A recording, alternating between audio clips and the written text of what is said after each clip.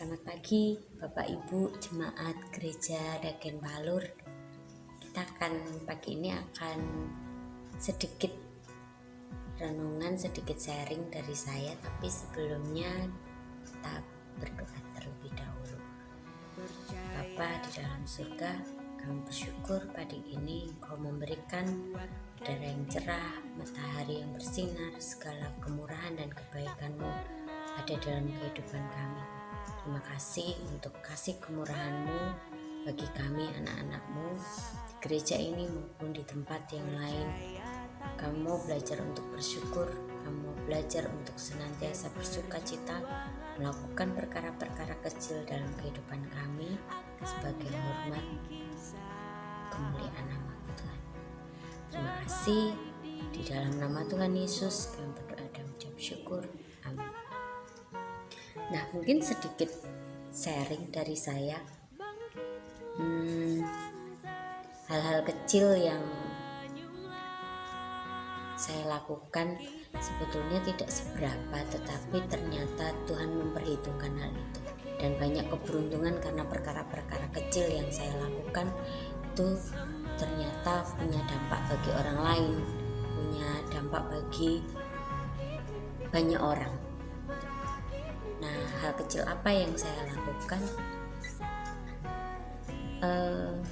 Saya ikut tergabung di sebuah komunitas guru yang namanya komunitas guru belajar. Di situ tuh banyak sekali kegiatan kecil-kecil sebetulnya yang kita lakukan, hanya sharing, hanya berbagi cerita gitu.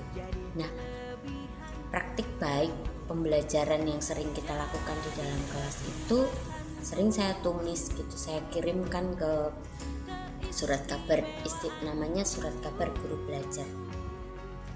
Hanya cerita-cerita kecil di dalam kelas yang saya lakukan itu ternyata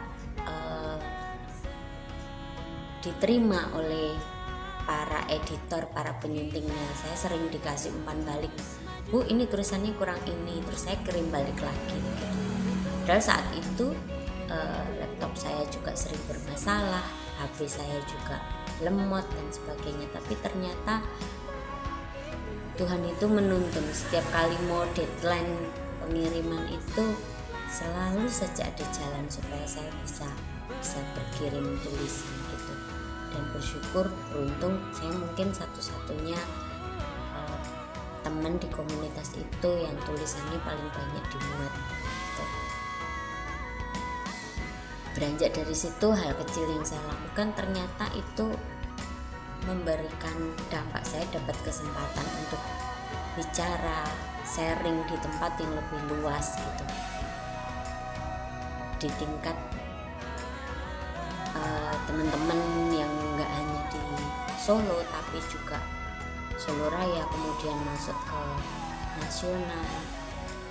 Kalau beberapa teman saya harus mulai tahapan-tahapan yang panjang gitu, saya mungkin lebih beruntung karena sering dapat tawaran tanpa harus melamar dulu. Silakan untuk Bu, ikut ini ya, jadi pelatih kampus guru Cikal gitu. Itu awalnya oh ya ngisi link ya gitu, oh ya saya ngisi, saya selalu paling akhir, tapi Tuhan selalu menuntun saya untuk mencapai itu semua. Terus kemudian ditawari hal yang lain lagi.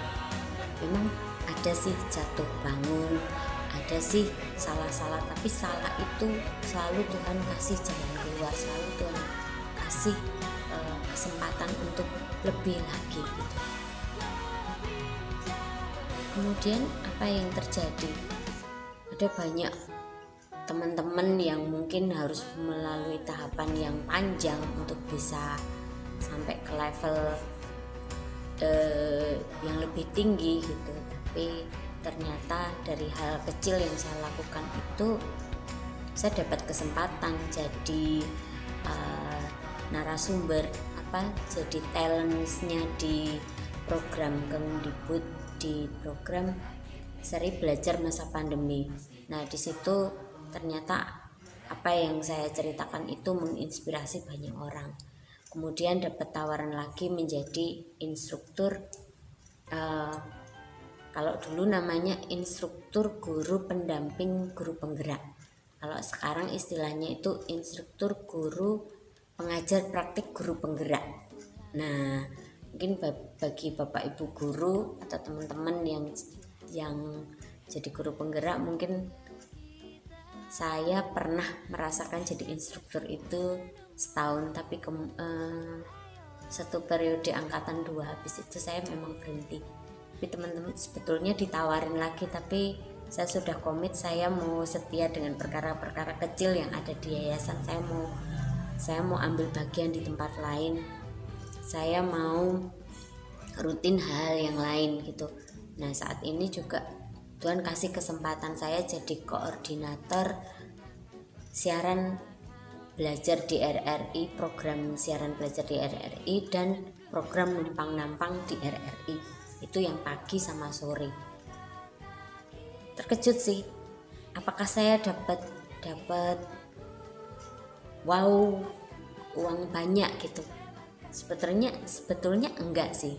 Ya ada beberapa yang mendapatkan berkat, tapi berkat itu tidak hanya melulu tentang uang. Berkat itu tidak melulu tentang benda-benda yang besar gitu. Saya mendapatkannya justru dari kesempatan-kesempatan yang Tuhan berikan, dimana saya bisa berbagi. Kalau dulu saya mungkin yang tampil di depan untuk memberikan, sekarang sudah bukan level saya lagi untuk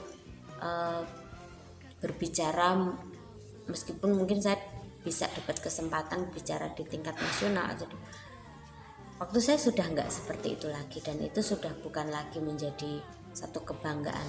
Kebanggaan saya adalah ketika saya dikasih kesempatan untuk memberi panggung buat orang lain, buat guru-guru yang lain untuk tampil jadi narasumber di RRI, jadi pembicara di tingkat nasional. Saya lebih senang kalau saya bisa menawarkan itu ke teman-teman yang lain yang sefrekuensi gitu. Dan itu tanggung jawab yang luar biasa sebetulnya kalau seperti itu. Dan kejutan lagi, saya dapat tawaran menjadi pendamping di program Wardah Inspiring Teacher.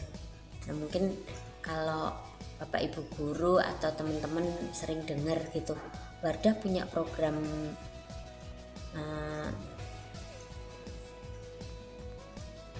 programnya itu adalah menginspirasi guru lain, itu memberi dampak bagi guru-guru yang lain. Bagaimana itu menyadarkan, oh ternyata bukan hanya kita mengejar sesuatu gitu, tapi bagaimana bisa menginspirasi guru-guru yang lain dengan metode, dengan media pembelajaran yang menyenangkan, atau yang bagaimana guru itu bisa lebih punya empati terhadap orang tua, punya empati terhadap anak didiknya, seperti apa sih. Nah, itu di Wardah itu kita belajar tentang itu, dan saya dapat kesempatan menjadi salah satu pelatihnya, jadi kayak pembimbing atau pendampingnya begitu. Itu kesempatan luar biasa banget yang saya dapatkan, dan ilmu yang luar biasa, kesempatan yang tidak terduga. Dan sebelumnya saya juga dapat kesempatan untuk menjadi editor di Surat Kabar Guru Belajar, kemudian menjadi editornya tulisan-tulisan guru di Wardah Inspiring Teacher ini. Nah, saat ini saya justru dapat kesempatan untuk menjadi pelatihnya, menjadi pembicaranya di situ untuk mendampingi guru-guru yang terlibat di program ini. Sebetulnya apa sih yang saya dapatkan dari itu? Sebetulnya sederhana sekali, karena Tuhan ingin kita setia dengan perkara-perkara kecil yang Tuhan tawarkan. Apakah kita bisa?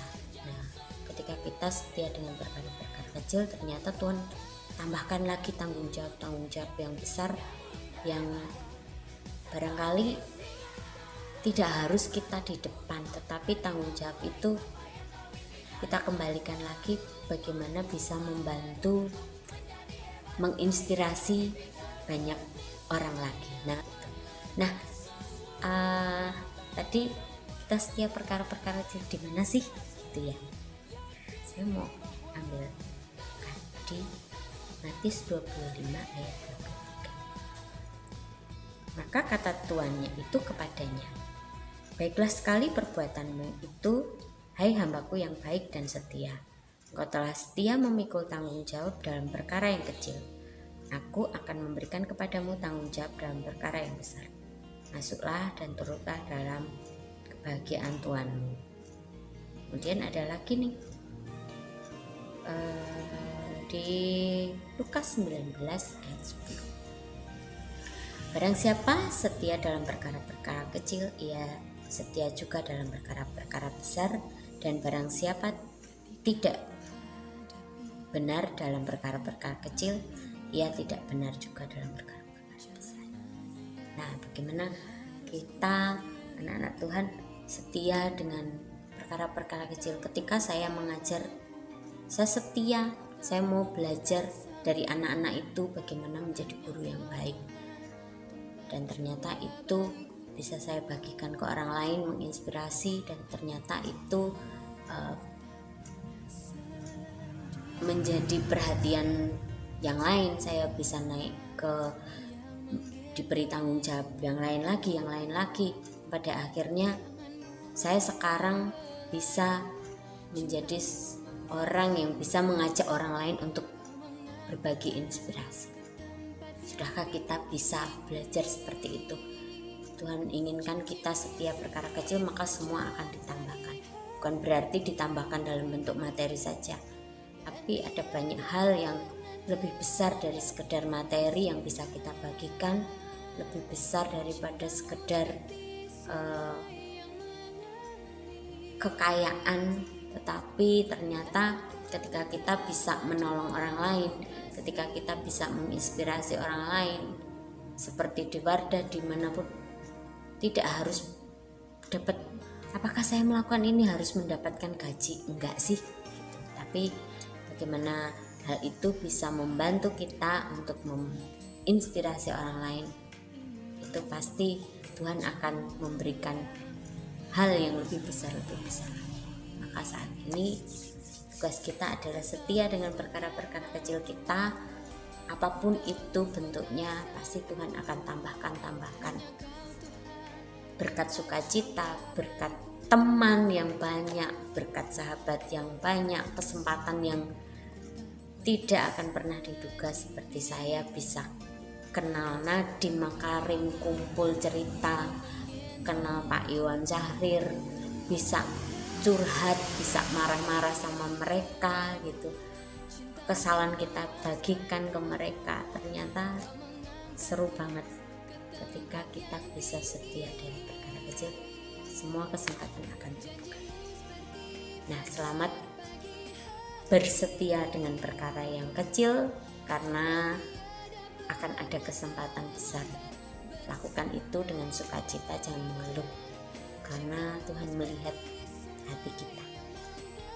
Terima kasih, selamat beraktivitas, Tuhan memberkati. Selamat melakukan bagian kita dengan sukacita, hal kecil tapi bermakna.